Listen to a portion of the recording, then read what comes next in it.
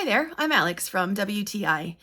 In the past, I've had the opportunity to use all kinds of different printable iron-on, and I have to say this one from Cricut has been the most user-friendly. I like it because the application is quick.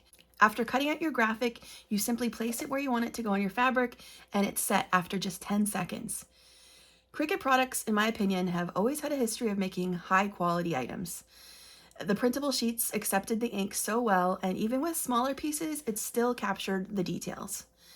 The iron-on is very delicate, and it has a slight stretch to it, but it was still strong enough to withstand some pulling forces. I'm not always so gentle and patient, so I really appreciated that.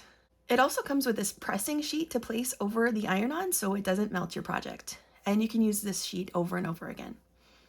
You technically don't need a Cricut cutting machine to use these sheets. You could just cut them out by hand, but the Maker does just make it so much easier and faster. And feel free to make t-shirts or larger products because these iron-on sheets can be washed, so that's a huge bonus.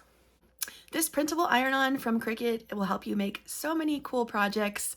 I loved making the little bookmarks and bags, and I can't wait to see what other projects I can make with this.